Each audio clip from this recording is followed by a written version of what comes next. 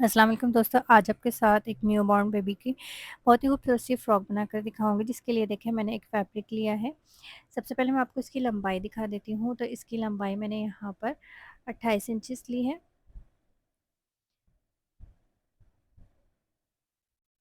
इसकी चौड़ाई मैंने यहाँ पर इस तरह से देखें, इसकी चौड़ाई है यहाँ पे 37 और 38 इंच के करीब करीब। ठीक है, इस तरह से देखें मैं यहाँ से इसकी पेटी और इसका घेरा कट करूँगी। उसके बाद मैं आपको इसकी मेजरमेंट दिखा देती हूँ। तो यहाँ पर मैंने फ़्रॉक की सारी जो मेजरमेंट है ना वो कट करके रख ली है। अब ये सबसे पहले हमने अपनी पेटी के लिए ये फैब्रिक निकाला है। ये 2 पीस इसमें है। इसकी चौड़ाई मैंने 10 इंच रखी है, तकरीबन 9.5 10 इंच थी, और इसकी लंबाई मैंने 6 इंच रखी है। इस तरह से देखिए मैंने इसको फ़ोल्ड करके रखा। यहाँ पर इस तरह से देखिए मैंने फ़ोल्ड करके दोनों को रखा एक दूसरे के ऊपर, यानी कि नीचे बैक वाला पार्ट रखा, ऊपर जो है मैंने फ्रंट वाला पार्ट रख दिया। अब यहाँ पर हम तकरीबन 4 इंच का यहाँ पे शोल्डर बना रहे हैं, और शोल्डर जितना हम बनाएंगे उतना ही हमने आर्म होल रखना है। सॉरी, आधा इंच आपने बढ़ा के रखना है। तो 4.5 इंच का मैंने यहाँ पर आर्म होल रख लिया है। अब नेक के लिए मैंने 2x2 का नेक बनाया है। इस तरीके से देखें मैं यहाँ पर इसकी शेप दे दूँगी, और यहाँ पर हम डाउन करेंगे शोल्डर के लिए 1/2 इंच को, और इस तरह से इसको क्रॉस में मिला देंगे। अब इनकी कटिंग कर लेंगे। तो यहाँ पर मैंने शोल्डर की कटिंग कर ली है। अब मैं यहाँ पर नेक की कटिंग कर रही हूँ। अच्छा, मैंने जो नेक बैक साइड की कटिंग की है ना वो 1/2 इंच के करीब मैंने जो है ना छोटी कट की है। अब फ्रंट की नेक जो है वो मैं बाद में कट कर लूँगी। अब ये जो निशान था ना जो मैंने 4.5 इंच पे लगाया था, उसको बिल्कुल हमने सेंटर से जो बन वाली जगह है वहाँ से मिलाते हुए इस तरीके से क्रॉस में कट कर लेना है।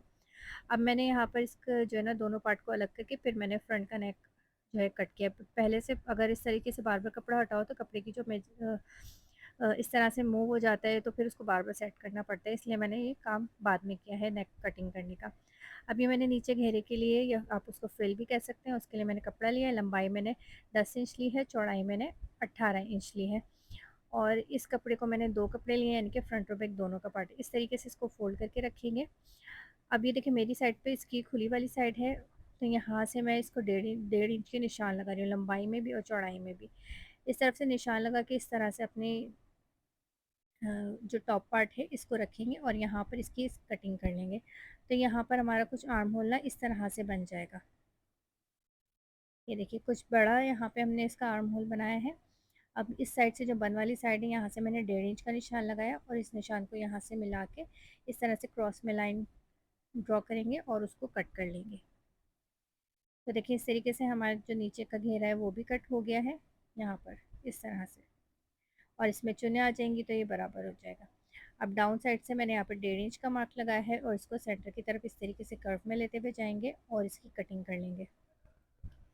तो यहाँ पर हमारे जो घेरा है उसकी पूरी कटिंग हो गई। अब हम फ्रंट और बैक को अलग करेंगे। बैक के पार्ट को हमने साइड कर दिया है, और फ्रंट का जो पार्ट है ना उसको हम सेंटर से कट कर रहे हैं। नीचे घेरे का पार्ट भी, और यहाँ पर जो हमारी बॉडी का पार्ट है वो भी, दोनों को मैंने सेंटर से कट कर दिया है। इस तरीके से देखें यहाँ पर ये कट हो गया है। अब यहाँ पर देखिए मैंने यहाँ सेंटर में बटन पट्टी बनानी है, तो बटन पट्टी बनाने के लिए मैंने लंबाई में एक फैब्रिक लिया है 17 इंच का, और चौड़ाई मैंने इसकी रखी है 2.5 इंच। इस तरीके से देखें इस तरह से रखेंगे, इसको प्रेस करेंगे और दोनों साइड से इस तरह से फैब्रिक को अंदर की तरफ फोल्ड करेंगे, और यहाँ पर एक बटन पट्टी इसकी बना लेंगे, जो कि हमारा जो सेंटर हमने अभी कट करके खोला है उसको बंद करने के काम आएगी। ये दो फैब्रिक आपने इस तरीके से ले लेने हैं। अब हम इसकी स्लीव्स देख लेते हैं। तो स्लीव्स के लिए भी मैंने दो फैब्रिक लिए हैं। ये देखिए इस तरीके से, इसकी लंबाई मैंने 9 इंच ली है और चौड़ाई मैंने 11 इंच ली है। इस तरह से फोल्ड करके रखेंगे, और इसकी स्लीव्स की कटिंग करने के लिए ऊपर की साइड से मैं यहाँ पर 1.5 इंच पे निशान लगाऊंगी, और इसको इस तरह से शेप दे दूंगी। ऊपर से इस तरह से शेप देने के बाद हम बॉटम साइड से देखें, इसकी चौड़ाई जो थी ना वो तकरीबन 7 इंच थी, तो मैं यहाँ पर 5 इंच पे निशान लगा के और इस तरीके से इसको शेप दे रही हूँ। सेंटर में हमने कट लगा लेना है, ताकि जब हम इसको अपनी शर्ट के साथ अटैच करें या फ्रॉक के साथ अटैच करें तो हमारे पास सेंटर जो वो सेंटर से मिलेगा। अब इसी स्लीव्स के अंदर ना मैंने फ्रिल भी लगानी है। तो इसके लिए मैंने दो फैब्रिक लिए हैं, जिसकी चौड़ाई मैंने 3 इंच ली है और लंबाई मैंने 17 इंच ली है।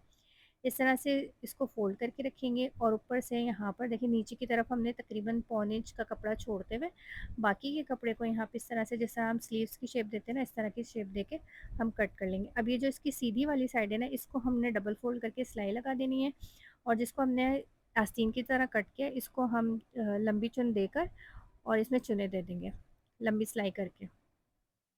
अच्छा जी, यहाँ पे अब मैं आपको दिखा रही हूँ कि हमने इसको स्टिच किस तरीके से करना है। देखिए यहाँ पे चुने डालेंगे और इसको पेटी के साथ अटैच करेंगे। इसी तरीके से बैक वाले पार्ट में चुने डालेंगे और यहाँ पर इसको बैक वाली पेटी के साथ अटैच कर लेंगे देखिए। और उसके बाद आपने टॉप स्टिच लाज़मी लगाना है ताकि हमारा जो कपड़ा है ना वो अच्छे से बैठ जाए। अब इन दोनों को इस तरीके से रखेंगे कि दोनों की जो फ्रंट साइड है वो एक-दूसरे को फेस करें और उसके बाद शोल्डर की सिलाई करेंगे। और ये देखेंगे, ये मैंने बटन पट्टी लगाई है, इसको इस तरीके से रखेंगे और ये जो फैब्रिक है इसको बस आधा इंच आपने अंदर की तरफ रखना है, ज़्यादा आपने इसको अंदर की तरफ नहीं रखना। देखिए इस तरीके से करके और इसके ऊपर सिलाई चला लेंगे।